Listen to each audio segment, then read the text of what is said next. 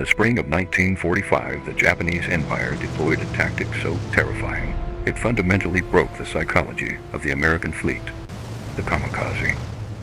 For most destroyers, a single direct hit from a suicide plane meant catastrophic damage. 2 hits almost guaranteed the bottom of the ocean. But on April 16th, one solitary American ship found itself completely isolated and trapped beneath a swarm of 22 fully loaded Japanese aircraft. They hit her 6 times.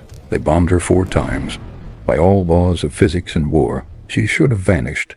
Instead, her commander looked at his burning deck and made a decision that forged absolute naval legend.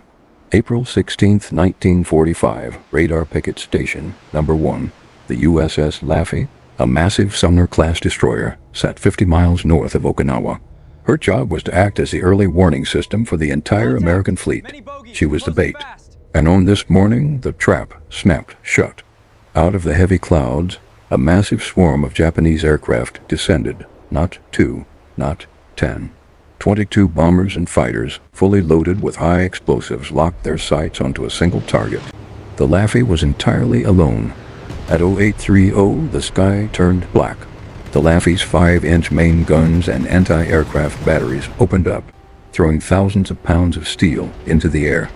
They shredded the first wave. They annihilated the second. But there were simply too many. A dive bomber broke through the flak, slamming directly into the ship's superstructure. Then came another, and another. In less than an hour, the Laffey endured one of the most concentrated, relentless assaults in naval history. 6 planes physically tore through her steel decks. 4 armor-piercing bombs detonated deep inside her hull.